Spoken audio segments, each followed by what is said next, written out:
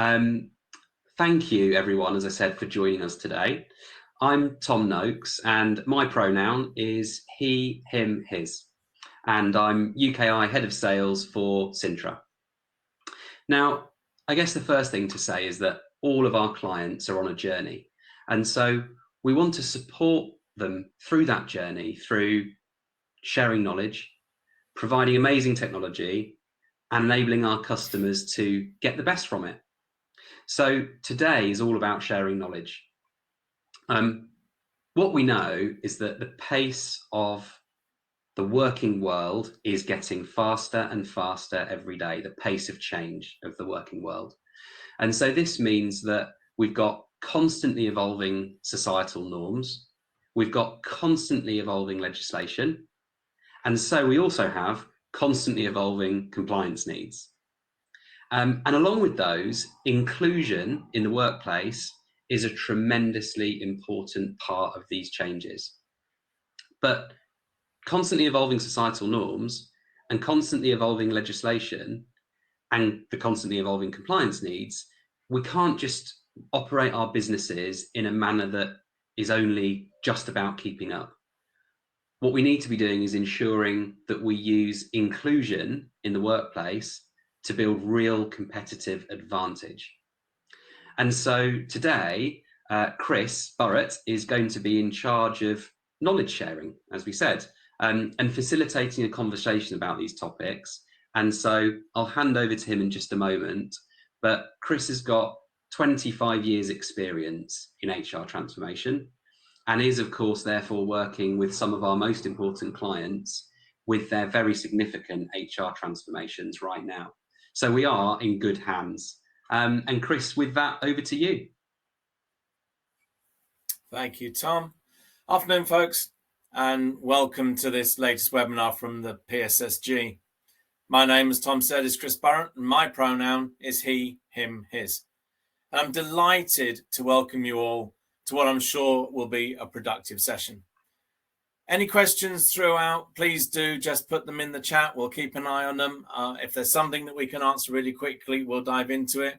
If not, what we'll do is we'll wrap them around and then come back to you after the session. We'll be looking at governance reporting and touching on the very expansive area of inclusivity at work. So let's start off by having a look at some fun facts. Did you know that HR professionals make a considerable impact on the way that our lawmakers think? Lots of people believe that what they do on a day-to-day basis, the information that we produce and the information that is constantly asked for isn't used for anything. It goes into a black hole. That's not the case. The government listens very intently to what we provide them, and we have an opportunity to stay in front of that curve, to drive forward and keep encouraging government to make changes as well. Many HR teams are taking a lead in that driving. Their recommendations that they put forward are often laid out in government policy papers, such as the Inclusive Britain government response to the Commission on Race and Ethnic Disparities. It's a really interesting read if you ever got around to having a look at it, but we're not going to get time to look at it today. Also, did you know that around 60%, a staggering number, 60% of UK companies believe that HR and people analytics are vital for business performance? So with these statistics in mind, let's have a look at why this may be.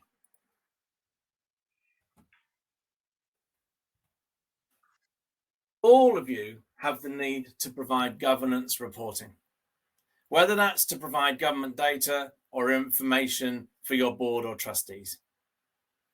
For example, workforce headcount and turnover reports. How many people dread when that information is asked of them?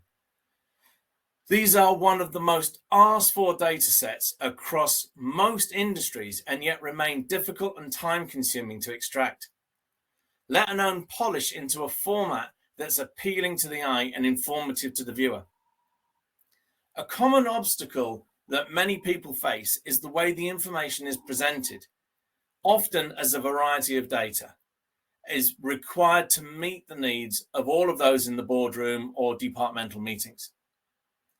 And I'm sure all of you have those members of your team that want the strapline and those that want the detail. And getting the balance is a tricky affair. And what you do with this information has changed over the years and continues to do so. No longer is the data that you produce used just to look internally at the bottom line of the business and about how many staff have come and gone. Instead, as our solutions embrace the latest machine learning and, of course, the very topical AI technology, this information is becoming more insightful, leading to progressive changes and positive actions being promoted across businesses. One such example of this is in the way that we use the pay gap reporting. Now, many of you know that this was initially started in 2017, and that was started with the Gender Pay Gap Report. This has recently expanded to cover the Ethnicity Pay Gap, which is only just emerging as the latest method of shining a light on pay differences in the workplace. The government has had many consultation meetings on this, and due to the complexities involved, and there have been many, it's led to them pushing this away from being a mandatory requirement and has also caused significant delay in them getting it out in readiness for people to start deploying the information.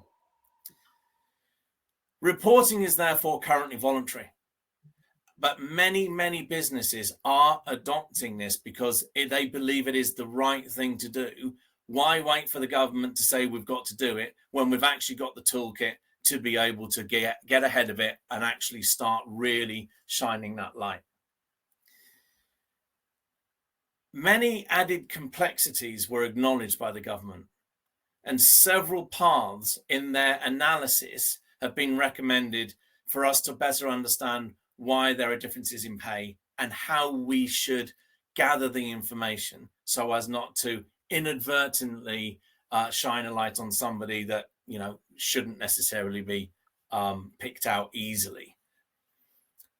Some of those complexities exist around the identification of the pots. It's been huge discussions about how do we group pots of people, pots of ethnicities, pots of different varieties of data into the size of pot that doesn't lead to inadvertently identifying people when it's published.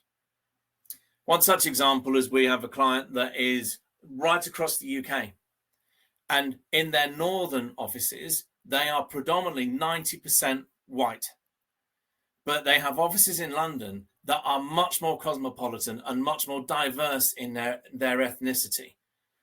And what they've done to help overcome some of the recommendations within this is that they've pulled all of that data together as a business. So they're not looking at reporting that as separate areas of the UK. They've put it all together, and that has now allowed them to create large enough pots so as to ensure that there is no bias picked out from any of the data. The government's recommendation is that these pots should be greater than 50. So wherever possible, more than 50 employees should be in these pots. And additionally, their guidance is that anyone that hasn't declared should also be put into those pots. So we're reporting on non-numbers as well as the actual numbers. And that is significantly helping companies to actually produce this information without that fear of inadvertently showing information. These reports are expected to continue to provide clear insights into the unequal divides that appear in our working environment. Now, often these are done without prejudice, and nevertheless, they're a real problem in today's world that needs addressing. Scotland uses the same approach, and reporting can be done every 2 or 4 years for ethnicity and gender pay gap, and it all supports the government's publications for things like the analysis of the labour market outcomes. But ultimately, This information provides an overview of the labour markets within the UK and specifically within the minority ethnic population. It does it over a range of key indicators, such as your protected characteristics and where there are intersections of minority ethnic workforces. As well as using estimates from the Office of National Statistics, the information that's gathered starts forming a robust picture which is created to base complex decisions on that the government is struggling with on a day-to-day basis. Another example of how data is being used by business to ensure that you have the right people in the right jobs, or indeed that your employees are being fully utilized, is skills analysis or analytical skills. The understanding of the skills required for your business are being able to assess and measure your employees, or indeed your applicants, is often done through analytical thinking, which is when you observe, research, and develop critical insights. Now, I'm sure many of you know that, but just to replay it, it's when you observe, research, and develop critical insights. And that is done from data or other information. Now, gathering that information in that way is often very difficult to do because data doesn't tell a story. What we'll be showing you later on is how we can tell that story from that data source. Capturing this information can be achieved through many ways. We can do this when you set up your application process. You can do it when you look at your probation and appraisal processes. And you can also provide employees the opportunity to bring that information to you.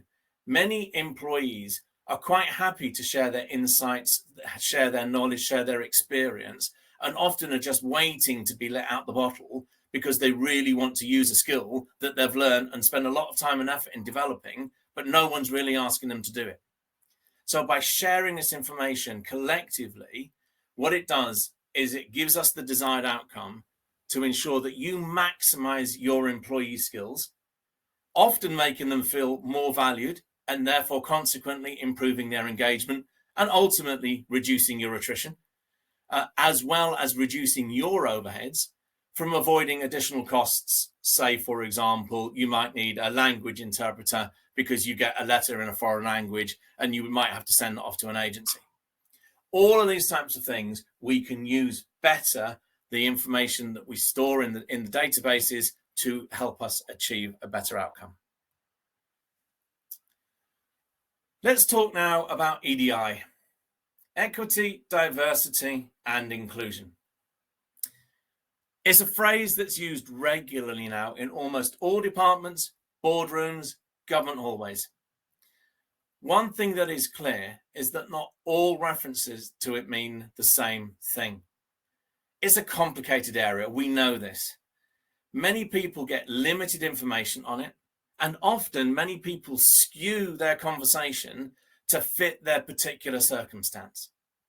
Now, this is just normal behavior, everybody does it. And what we just need to try and do is begin to start breaking those barriers down and open up that thinking to be more inclusive. With that in mind, did you know that a recent voluntary census revealed that for people aged 16 and over, more than 1.5% identify as gay or lesbian, 1.3% as bisexual, 0.3% identify as other sexual orientations, and 0.5% said their gender identity was different from their sex registered at birth. This equates to some 1.8 million people in England and Wales. That's out of 69 million population now identify as LGBTQI+. And I know there's different variations of that double I and double A and everything else. And this again is all part of that creating things to your particular circumstance. Before it was circulated, the government said the information gathered within this census would provide evidence about inequalities to tackle discrimination, and improve decisions made about healthcare, education, employment, housing and social services for the lesbian, gay and bisexual community. Many of us know the jury is still out on how well they're achieving this, but that said, there are matters that we can take into our own control. For example, what would you do if an employee changes their gender? Many people don't come across these types of activities on a regular basis, but they're relatively straightforward to process flow, but obviously are complicated and sensitive matters to actually address when you're in the heart of it. So an employee can apply for a gender recognition certificate if they want their affirmed gender, often known as acquired gender, to be legally recognized in the UK. If one of your employees changes their gender, you need to tell HMRC and make sure that employee is paying the right national insurance, often forgotten. Once your employee tells you that they've changed gender, you can update your payroll records with their new gender and any changes to their title and name. Importantly, though, if you need to update both your employee's name and gender, you must report these changes in a separate FPS, your full payment submission. If you don't, HMRC may create duplicate payroll records and your PAYE bill may be higher than it should be. Once your employer has given you a copy of their new birth certificate, you should check if their change of gender affects their national insurance. You should also photocopy the certificate for your records and, of course, give your employee the original back. Your employee, though, has an obligation that they also must tell HMRC if they're changing their name. This is a joint ownership for the management of this type of data change. Often people misunderstand what happens when you get the certificate. So let me just explain the impact of it. Having a certificate means that you can update your birth or adoption certificate. It means you can get married or form a civil partnership in the affirmed gender. It means you can update your marriage or civil partnership. And of course, you can also have your affirmed gender on your death certificate. It doesn't change the legal status as father or mother of a child. And I know this is in the news at the moment. It's very topical about the definition of a mother.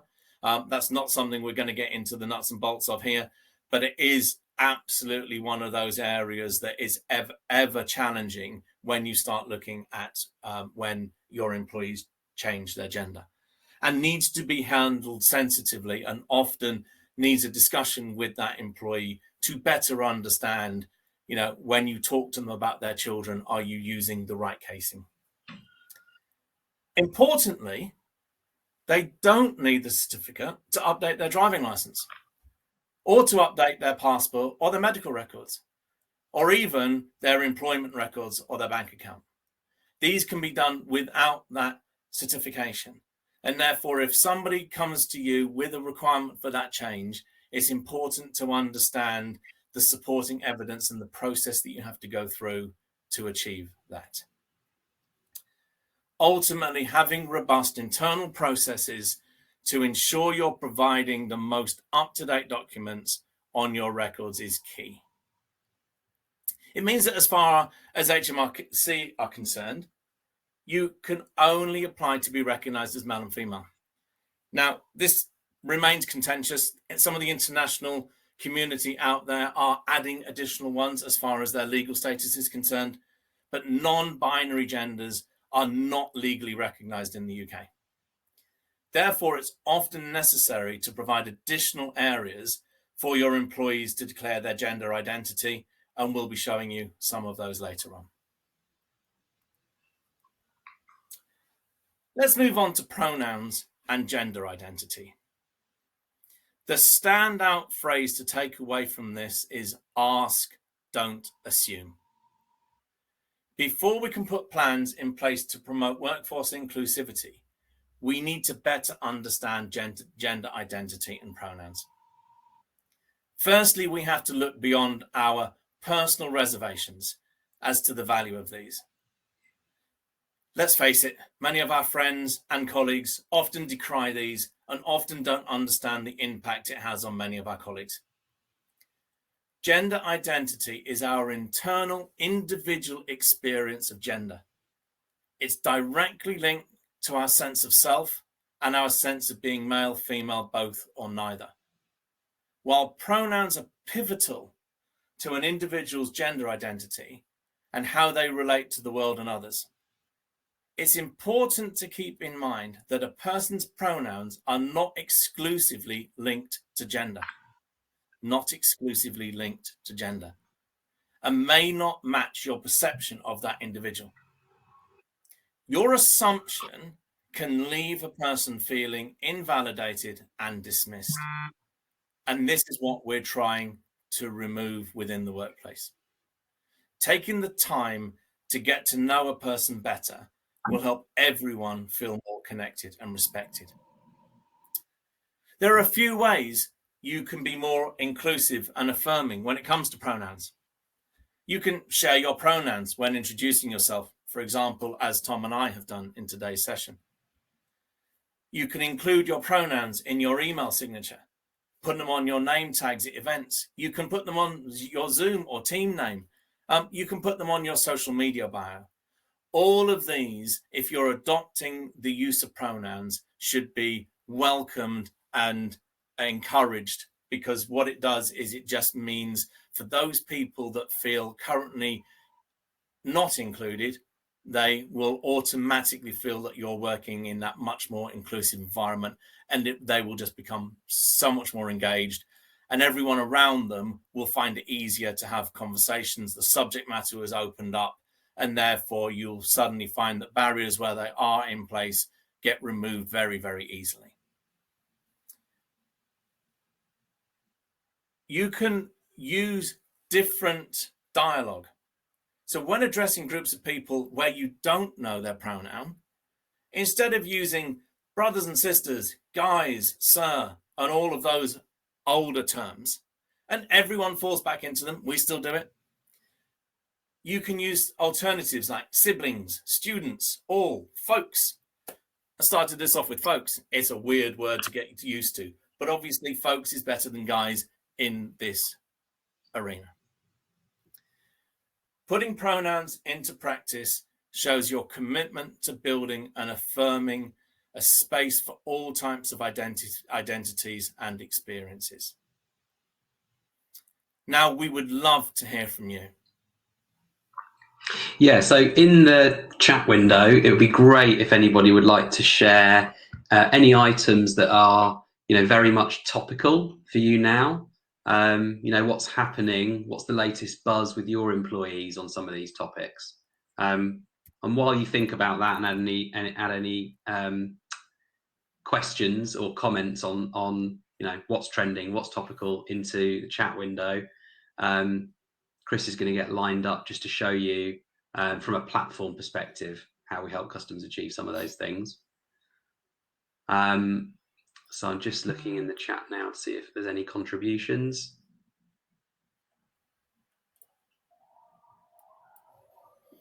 And partly why we ask is it may not be that you've got a direct contribution for the exact topics we're covering today, but maybe there are elements of the topics that we've touched on that you think it would be valuable for us to cover in future sessions. So if we were going to expand on any of these topics or talk about any related parallel topics, if there's any suggestions that anyone would like to add into the chat window, please do so. We'll give people a minute to think. There is, of course, a risk that nothing pops up in the chat window, and that's okay too. Yes, absolutely. I mean, the beauty about this is that we know it's a complex subject matter which has got lots of, it's a big spider's web. So if there is anyone has any thoughts, anything you'd like to have a webinar on, any comments on this webinar, etc., obviously just do feel free to either feed that back in the questions or let us have that information after the event. Yeah, so we've got a question from Jazz. Thank you for that, Jazz.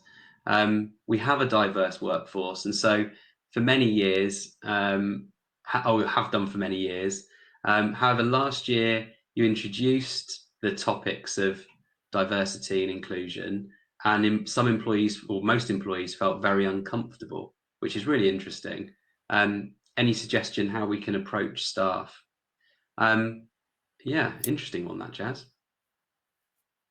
Yes, it's a very good point, and then I think part of it is partnering with a lot of enterprises that stand out there, for example. So in that circumstance where you've had that feedback, just approaching someone like Stonewall, for example, they have an open door. Give them a quick ring. You know, I don't. You know, there are other entities out there that support this particular sector, but there's a lot of people out there that deal with this on a day-to-day basis, and are more than happy to provide businesses with ways and through to help ultimately change the culture. I think from a tech point of view, from trying to improve diversity, is to do some of the things we're talking about here, Jazz, which is to maybe make them a little bit softer in some instances. So emails just start appearing with pronouns on the bottom of it, where you can encourage somebody to change their signature, and that will then just become adopted potentially at its own pace, or encouraged by you when you have workshops and so on.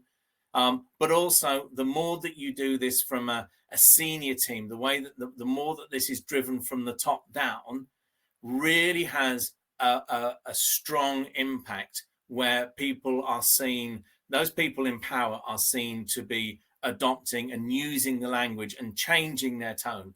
If somebody starts a stand-up meeting with, "Hi, folks," and you've already introduced that, immediately someone's gone, "Wow, we get this." You know, this whole inclusivity aspect, it begins to snowball. So a lot of it is softer skills, but there are lots of support out there as well to help you do. Yeah, and I'd say, Jazz, we could absolutely, stick a 15-minute call in just to explore that a bit more and gather a bit more of the context and understand how else we might be able to help.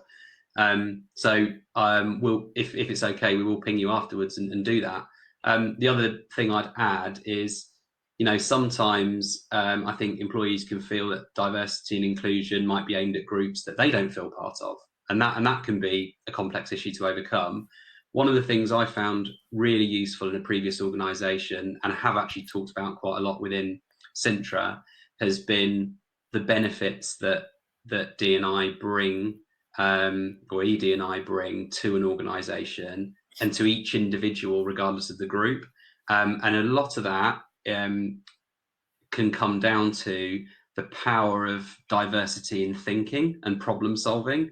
So, even if you're in a group that might be seen as one of the bigger groups in society, what's the benefit to you of having a more diverse group around you in problem solving for your business, and therefore improving your daily work? And there's a brilliant book, well, I think it's good anyway, obviously it's all subjective, but by Matthew Syed. I'll just drop it into the chat, called Rebel Ideas. And it's all about the power of diverse thinking. So if you bring groups together that are diverse, how much better are the outcomes of the problems that they solve? How much more likely are they going to be to get to really interesting, game-changing solutions to problems? And I think that can be a really interesting way of bringing people together, that actually we're celebrating the differences across our organisations and then using the combination of those differences for much greater effect. So I definitely recommend that book, even just to skim it, so it sounds like you know what you're talking about in the pub like me, is really genuinely, I think, quite valuable, and especially as you then communicate the benefits to others. Yeah, any other points or questions?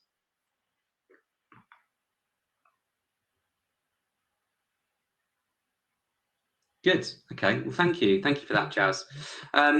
Chris, back to you for the next stage of this. Yeah, absolutely. I've just got to get to my window. We've got about just under 15 minutes left. Is that good, Chris? Yeah. Brilliant.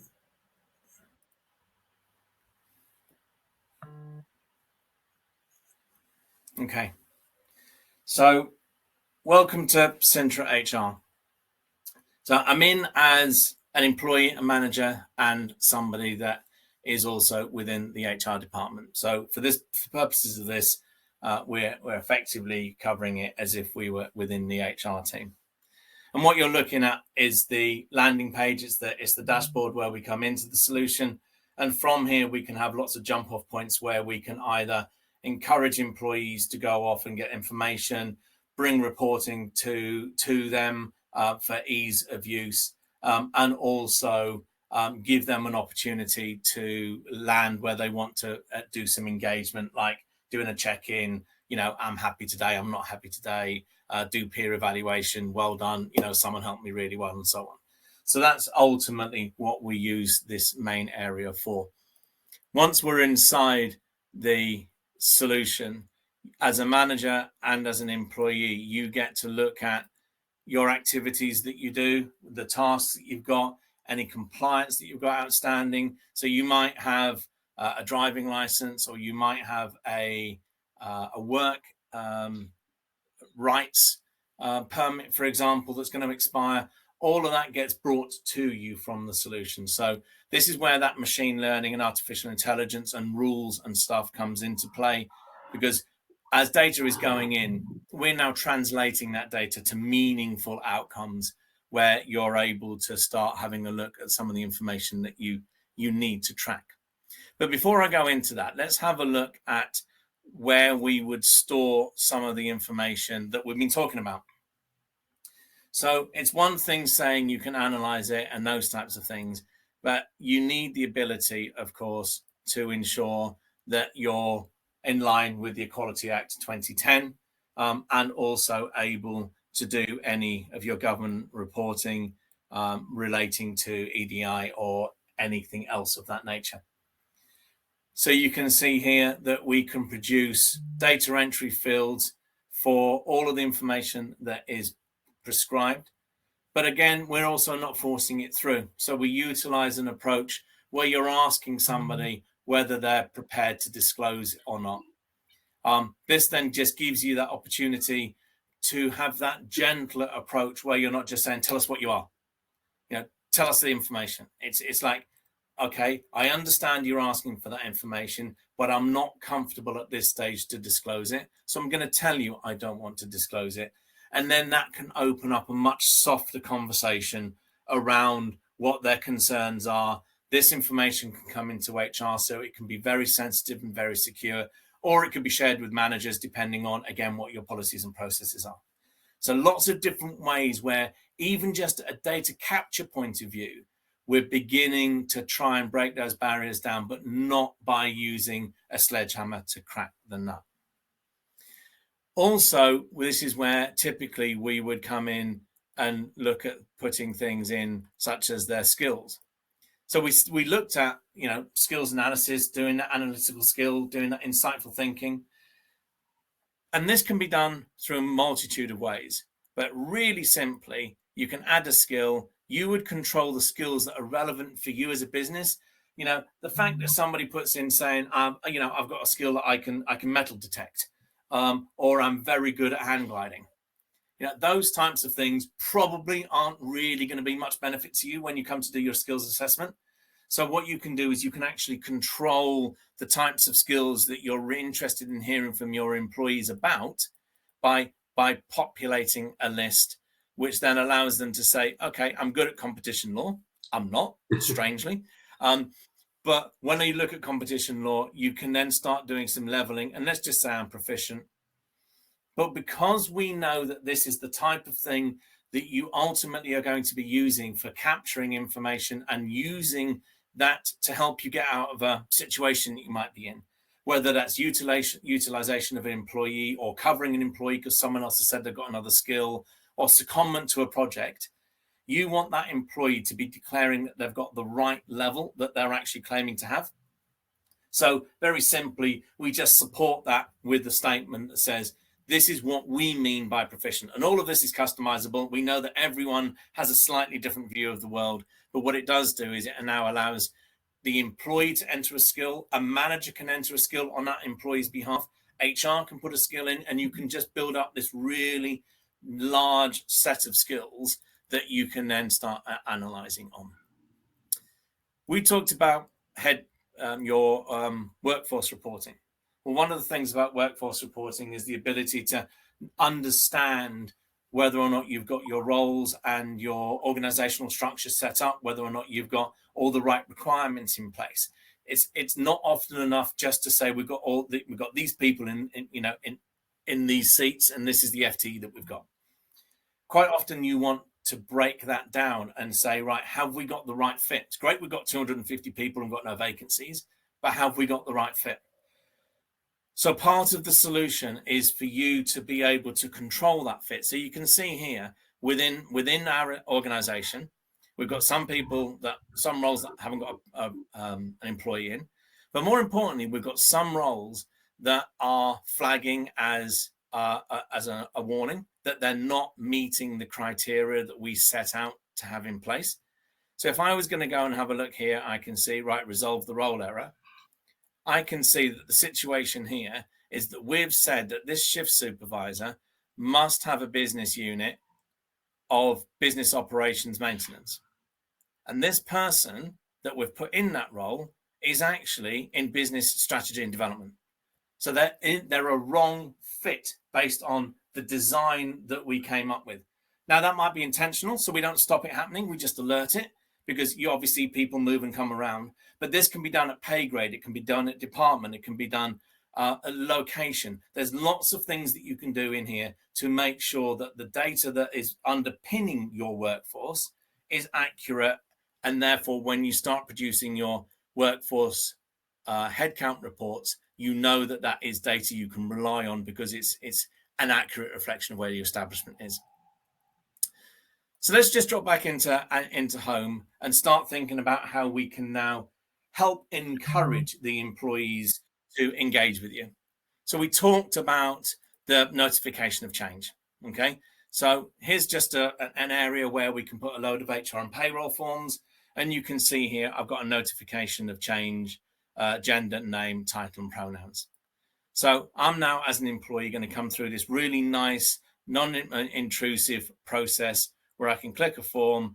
I can then declare, again, all of these forms are customizable and manageable, and you can build these out as much as you want. But what we're doing here is we're asking that employee just to go through a little bit of a rigor here in regards to making their statement, letting us know what it is they're changing, but also formalizing it, because we know that, ultimately once they declare this, that's then going to start that process for us to think about changing their bank details and those types of things. So we want a little bit of formality behind it. So we'll just put an electronic signature against it to share it. So that's one example of how you would manage a form. That could then come through to HR or a designated person. But if we also look now at a slightly different way of doing this, so as an employee with responsibilities for other members of staff, I've got tasks to complete about other people. So we looked at flexible work approval, just as an example here. And you can see that what we can do is we can actually structure it so that that form process that you have informs the next person that's in the chain that's got to do something, what went before. So in this particular case, the form on the left was filled in by an employee. They want to change their flexible working. And the form on the right is what this particular person, the manager, now needs to go through. And of course, what will happen is if that manager rejects it, that will go back to the employee. The employee can then go through another process, which is then the flexible work request appeal. And then that appeal process will then go to HR this time, not the manager, because that's the process that we'd set up. So all of these forms and these flows are all designed to ensure that you have a nice, easy way for the employee to engage with the tech, to engage with the solution, while not being overburdened by lots of data entry screens and everything else, which a lot of the time are superfluous. So while we're on here, we can also look at the things that we've talked about in regards to getting information out. So I'm just going to click on skills analysis here, and this takes us off to our analytical area of the solution. And you can see here, we've got a nice little heat chart. Every skill that we've got recorded in here is now showing up on this list. And if I want to look at those people that have got a skill in Office 365, all I would need to do is just click on it here. Everything else disappears. If I want to know who those people are, I can just look at the data table and I can see the type of information that we've got here. So these are all the people that have got Office 365, and this is the level that they've got experience in. So I could just print this now. I could take it out and I can add other bits and pieces to it. If this, for me as a manager, isn't quite enough information, I can just come here and I can just say, right, I also want to know, does this person have a driving license? I'm going to apply that. Driving license now immediately appears on here, and I can grow and build this individually. Changes that I make here don't impact anyone else. They're for me, and I will continue using them to best suit the type of information that I need. But also you can control this down at a further detailed level.